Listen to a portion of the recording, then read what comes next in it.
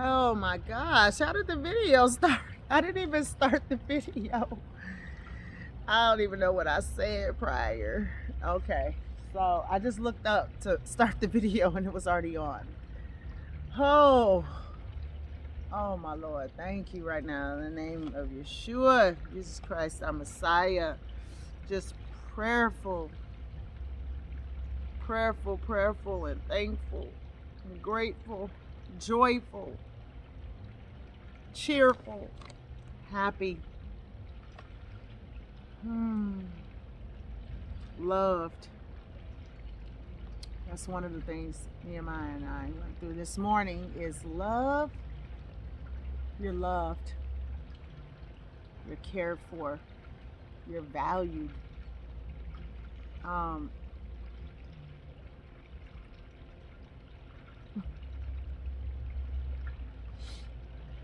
so crazy.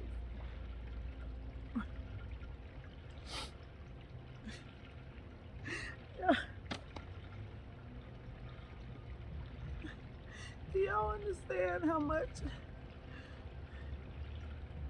much when you battle certain things from very young, like, and if you could really remember, let's just go into teenage years and you just start stuffing stuff because you couldn't deal with it or couldn't talk to nobody about it. And then we're talking about even just like, oh no, I wish you would say this to me sometimes, or I wish we were closer.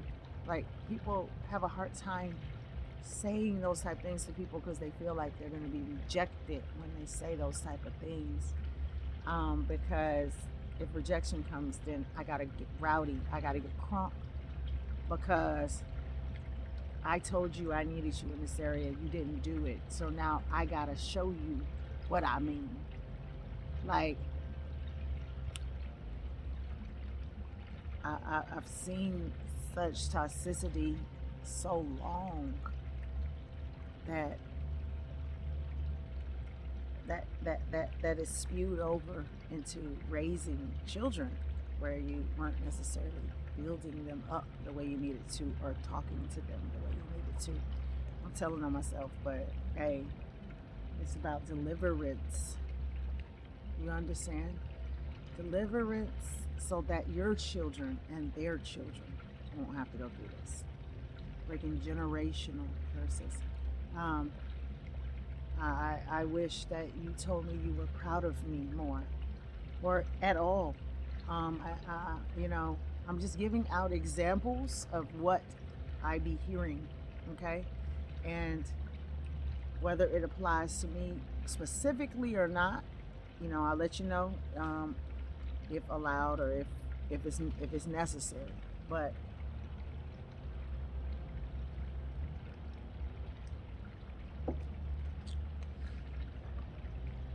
Nehemiah was like, and it's not truthful because I've heard my sister and my niece, say that they loved him more than a few times. So when I say this, it's not because they don't do it, okay? So he's in the car letting me use him, and he's saying stuff like, why are you the only one that builds me up? Why are you the only one that even tells me these things? And I'm like, tells you what? That I love you? I was like, I know that your family says that they love you, baby. Just trying to build him up. You're the only one that talks like this, though. That talks to me like this. And I was just like, I wonder where he was getting with it, because I couldn't see what he was meaning. And then he's saying basically he doesn't want people to get mad at him when they're conversing with him. I get it. No one does, because it puts you in an environment or hostility where you kind of don't want to change what's going on because nothing's promoting you to change, right? And so he said, I said, well, people handle things differently. I said, but let's focus on the positive. And I said, you know me, and you know I used to didn't handle things this way. And he compliments me on my change and how he sees me now and things like that. But it wasn't that I was seeking that out, but it just was like, of course, I guess he's trying to notice it and then notice where differences are, right? And it's just good to be in a place where you can converse like that, where you can have dialogue and it doesn't turn into an argument, a severe argument where things are thrown or yelling is occurring or doors are slamming, things like that. More of where Christ's love can come in and abound to then bring the peace that surpasses all understanding. And so, with that, oh Lord, I promise you when I turned this camera on yesterday, I just didn't know where the whole starting to do this was going to take me. But God ain't playing no games this season. And when I say that,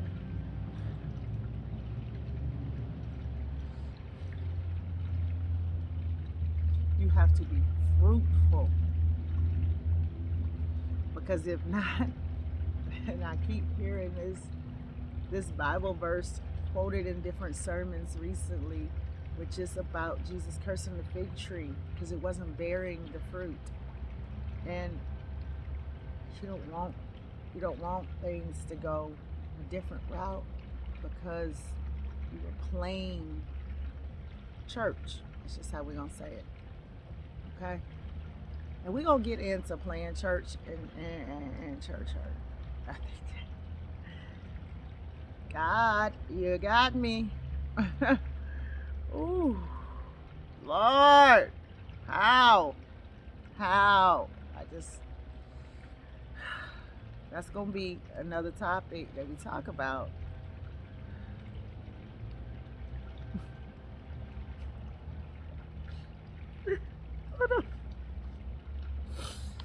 Y'all understand this is a heavy weight to bear.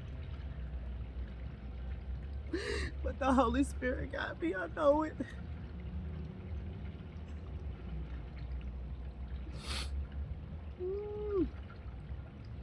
Because the true church is in you. When you walk into a place, you're supposed to be able to set or change the atmosphere. If the atmosphere is already set and doesn't need to be changed, you can tell. And you're an addition, and the glory goes up from there. I promise you, I have not read no books, did nothing that's making me talk the way I'm talking right now. It's literally led by the Holy Spirit. And speaking of these lashes I keep playing with, y'all, they probably gonna be gone by like end of tomorrow or definitely Wednesday, because I got them, cried with the girl a little bit on the table because we was listening to Sarah Jakes Roberts. And then this is what I'm talking about walking in the spirit and setting atmosphere. That's what I'm talking about. I didn't just put it on for her. She had mentioned her before, because the Holy Spirit is very nice and very, I'm not just going just, do you want it, and then I move kind of thing. So she had mentioned it before. I have been going through so much, I needed that to be a break for me and not another experience where I needed to feel, if possible. Like, I still check in with God now, make sure it's his desire. If you see fit, I want a break. And I wanted to sit there, and I didn't necessarily know what I was going to do or play. But when I got there, I was like, oh, I need to finish this. I was like, do you mind? And she was like, oh my God, please. And so I put it on, and it ended very quickly because I think it was like 15 minutes left. And she does my lashes for like 2 hours for some reason, like an hour and a half, 2 hours. So she said, can I put mine on? And I said, sure. When I tell you, I've never been so blessed. I didn't realize that I needed the sermon she put on. So it was a blessing for both of us. And so with that,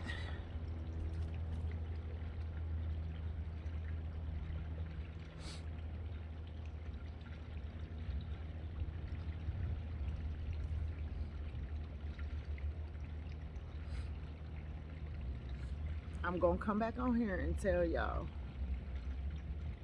when I'm done. I'm going to come back on here and tell y'all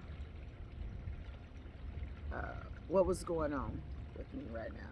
But I can't explain it right now in the middle of this situation.